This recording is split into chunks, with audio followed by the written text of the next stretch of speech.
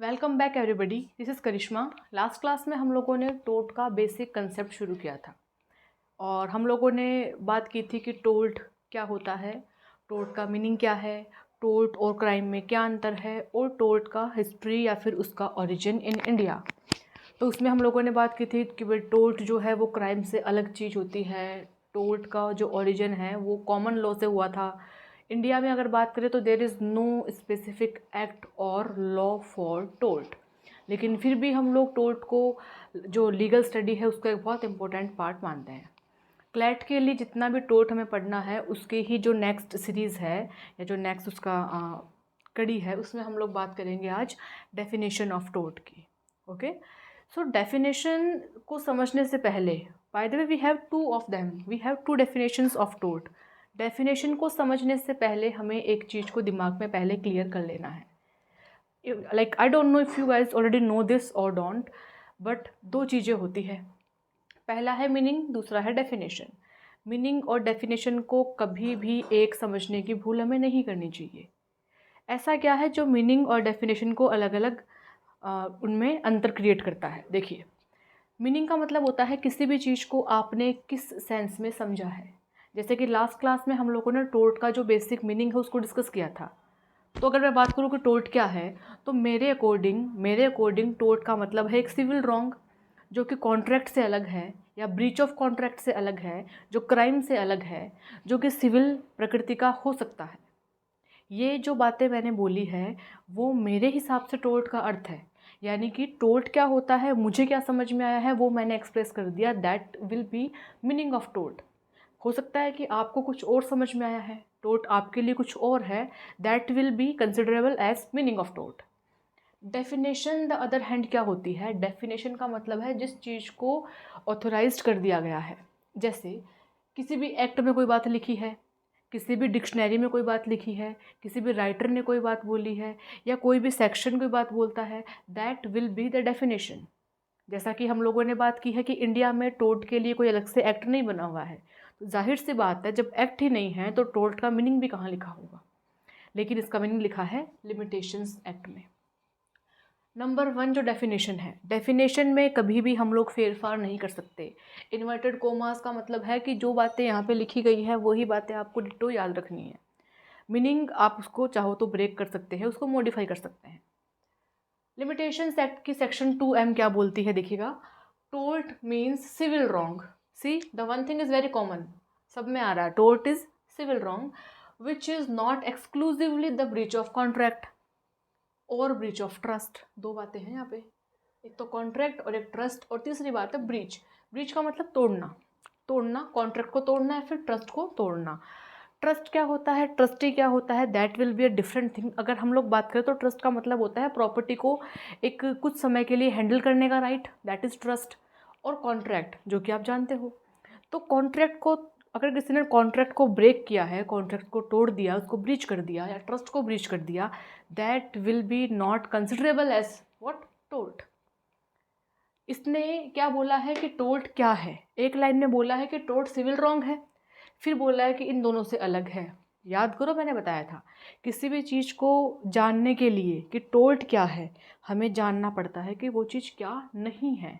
That will like limiting the area of that concept. Okay, second definition जो है वो Salmond की है। सामंड ने क्या बोला है, tort is a civil wrong. See this is very common, tort is a civil wrong for which the remedy is an action for unliquidated damages and which is not breach of contract or breach of trust।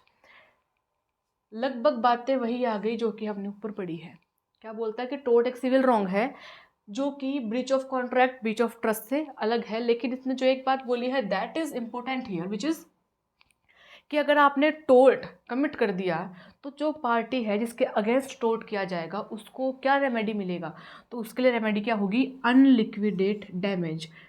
इसका मतलब क्या होता है अनलिक्विडेट damage. तो देखिएगा, जब ये बार बार में एक बात बोल रहा है कि टोर्ट ब्रीच ऑफ कॉन्ट्रैक्ट नहीं है, तो यहाँ पर इस बात को इतनी बार बोलने का मतलब ये है कि देखिए ब्रीच ऑफ कॉन्ट्रैक्ट, सपोज करो आज मैंने और आपने कॉन्ट्रैक्ट कर लिया, उस कॉन्ट्रैक्ट में कोई बात थी जो मुझे करनी थी, आपने मुझे उसके लिए कंसिडरेशन दे भी दिया, लेकिन जब वो काम करने की मेरी बारी आई तो मैंने वो काम नहीं किया, इसका मतलब मैंने कॉन्ट्रैक्ट को ब्रीच कर दिया। तो कॉन्ट्रैक्ट को ब्रीच करने पे भाई मैंने, जैसे सपोज करना एग्जाम्पल की मैं अगर बात करूँ शॉर्ट में, तो ए है और बी है, ओके। तो ए ने बी को ये बात बोली है कि तुम 26 मार्च को ये वाला काम कर दोगे, ओके। ए ने बी को बोला है, ए ने बी को पैसे दिए हैं कि तुम 26 मार्च को ये वाला काम कर दोगे, इसके लिए मैं तुम्हें 10,000 रुपीज़ दे रहा हूँ। जब ये डेट आई तो बी ने वो काम नहीं किया, बी ने वो काम नहीं किया, यानी कि जो ए है ये क्या हो गया, इसकी ओर से कंसिडरेशन देने के बाद भी कॉन्ट्रैक्ट फुलफिल नहीं हुआ, तो माना जाएगा बी ने कॉन्ट्रैक्ट को ब्रीच कर दिया है, कॉन्ट्रैक्ट को ब्रीच कर दिया है।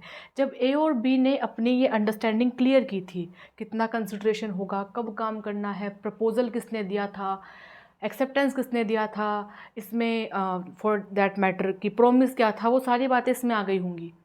उसी समय उसी कॉन्ट्रैक्ट में एक बात और भी लिखी जाती है, वो क्या बात होती है कि अगर किसी भी पर्सन ने कॉन्ट्रैक्ट को फुलफ़िल नहीं किया तो उसको ब्रीच ऑफ कॉन्ट्रैक्ट बोल करके कितना डैमेजेस पे करना पड़ेगा, ओके।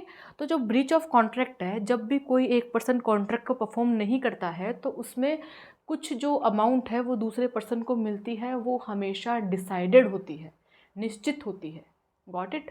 लेकिन टोर्ट में ऐसा नहीं होता है, that is why tort is different from breach of contract.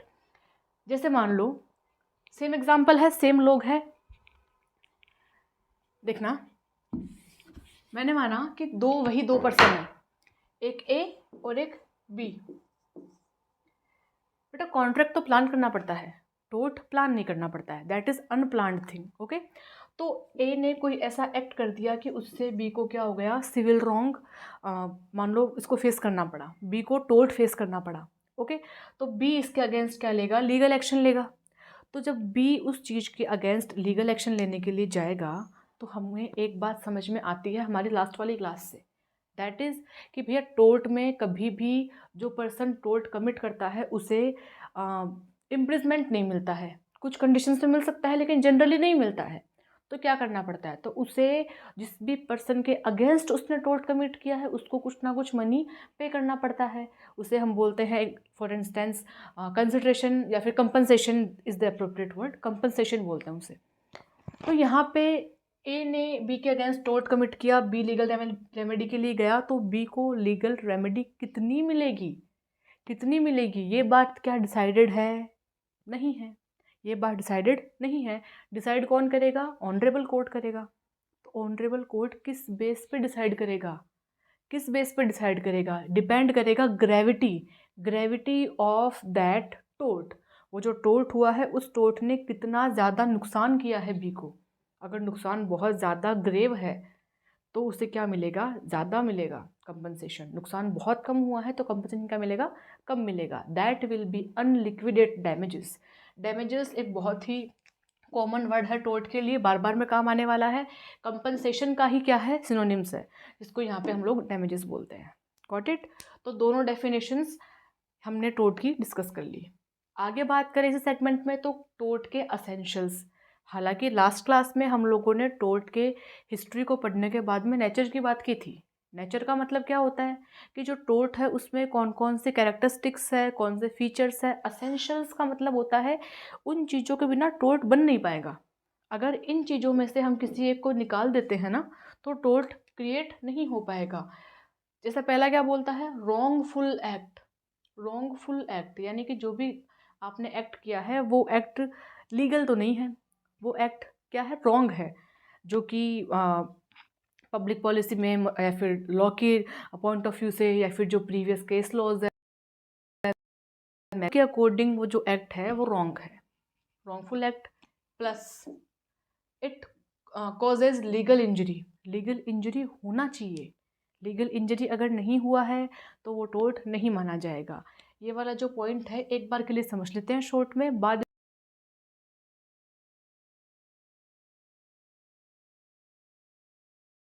तो टोर्ट के डेफिनेशन और असेंशियल के बाद में आज के सेगमेंट का जो टॉपिक है that is difference between tort and crime. हालांकि हम लोगों ने डिफरेंस को पहले भी डिस्कस कर लिया था लेकिन एक प्रॉपर वे में नोट करना आई थिंक इज़ बेटर, ठीक है। तो टोर्ट के मैंने एक बहुत ही बेसिक सा टेबल बनाया है आप लोग के लिए। पहले में है बेसिस कि हम लोग टोर्ट और क्राइम को किन बेसिस पे अलग अलग मानते हैं, टोर्ट एंड क्राइम। नंबर 1 है सोर्सेज, जिसकी हम लोगों ने डिटेल में बात लास्ट क्लास में की हुई है कि भाई टोर्ट जो है वो कॉमन लॉ से आया है, फॉरेनर जो ब्रिटिशर्स थे उनके थ्रू इंडिया में आया था। यहाँ पे अगर शॉर्ट में हम लोग बात करें तो मैंने लिखा है मैगजीम्स, लैटिन मैगजीम्स और केस लॉज। साथ साथ में हम चाहे तो यहाँ पे कॉमन लॉ मेंशन कर सकते हैं कि कॉमन लॉ भी क्या है, इसका एक सोर्स है। क्राइम जो है तो कौन सी चीज़ क्राइम है और क्या क्राइम नहीं है, ये सारी बातें हमें कहाँ से मालूम चलती है, हमारे कोडिफाइड स्टैट्यूट्स या कोडिफाइड लॉज से। कोडिफाइड लॉज जैसे अगर इंस्टेंस मानना हो तो एग्जाम्पल के रूप में हम लोग मान लेते हैं BNS, farmer IPC। Okay. Second है मीनिंग। मीनिंग के बेस पे दोनों को अलग कर सकते हैं हम। बार बार में पढ़ रहे हैं एक चीज़ की टोर्ट भाई सिविल रॉन्ग है, टोर्ट को सिविल रॉन्ग बोला गया है। सिविल रॉन्ग का मतलब होता है किसी एक इंडिविजुअल का राइट वोलेट करना। ओके। जबकि जो क्राइम है वो पूरे पब्लिक या ग्रुप ऑफ पीपल, जनरल जो कॉमन मैन है, ग्रुप ऑफ कॉमन मैन है, उन सब के राइट को वोलेट करता है, इसीलिए उसे पब्लिक रॉन्ग बोला गया है। थर्ड है अगेंस्ट, किसके अगेंस्ट किया जाएगा। तो देखो इसी पॉइंट को अगर हम आगे इसका अगर एक्सटेंशन माने तो that will be against. Tort हमेशा वन पर्सन या फिर सिंगल इंडिविजुअल के अगेंस्ट कमिट किया जाता है, that is why that is civil wrong. Okay. जबकि जो क्राइम है वो अगेंस्ट पब्लिक क्रिएट किया जाएगा, 4 लोग हैं, 15 लोग हैं, 20 लोग हैं। ओके। ग्रेविटी, तो टोर्ट क्या है, टोर्ट बेटा क्राइम का ही छोटा रूप है ना। अगर क्राइम का मतलब 500 का नोट है तो टोर्ट का मतलब 5 रुपये का सिक्का, टोर्ट का मतलब 10 रुपये का नोट। ओके। तो क्राइम का ही बहुत ही छोटा रूप है, माइनर रूप है, इसीलिए उसे क्या बोला गया है, टोर्ट बोला गया है। माइनर लिखा है मैंने यहाँ पे, अगर आपने लिखा है लेस हीनियस, सेम बात है। फिर क्या बोला कि क्राइम, तो क्राइम हीनियस होगा, क्राइम की ग्रेविटी ज़्यादा होगी। अगला पॉइंट क्या बोला है, रेमेडी। टोर्ट अगर किसी के अगेंस्ट हो गया तो क्या रेमेडी उसके पास पे, डैमेजेस, कंपनसेशन मिलेगा, कंपनसेशन मिलेगा और सिविल सूट इसका बन सकता है। जबकि अगर क्राइम हुआ है तो वहाँ पे इम्प्रिजनमेंट भी हो सकता है और फाइन भी हो सकता है, और दोनों भी हो सकते हैं। ये डिपेंड करेगा कि कौन सा क्राइम किया गया है। ओके। अगर हम बात करें इसमें साथ में एक और बात हम लोग ऐड कर सकते हैं, that is community service. Community service, और ये जो कंसेप्ट है वो हमारे IPC में नहीं थी, ये BNS में जोड़ी गई है, BNS 23 में ये इसको जोड़ा गया है। ओके। तो आज की अगर मैं बात करूँ तो हमने बहुत ही शॉर्ट में कुछ चीज़ें नोट की है। लास्ट वाले क्लास में हम लोगों ने चीज़ों को समझने पे एम्फेसिस किया था। टोर्ट का मीनिंग, टोर्ट की हिस्ट्री, टोर्ट का बेसिक नेचर हमने पढ़ा था। आज हम लोगों ने बात की है टोर्ट की डेफिनेशंस की, टोर्ट के असेंशियल्स की, और टोर्ट और क्राइम में डिफरेंस की। ओके। अगली क्लास में हम लोग बात करने वाले हैं टोर्ट के जो 2 बेसिक प्रिंसिपल है, इंजूरिया सिन डेमनम, डेमनम सिन इंजूरिया। इन सब के मतलब की बात करेंगे, इनके पीछे जो कैश लॉज छुपे हुए हैं उनकी बात करेंगे। तब तक के लिए wish you all the very best for your CLAT and bye bye.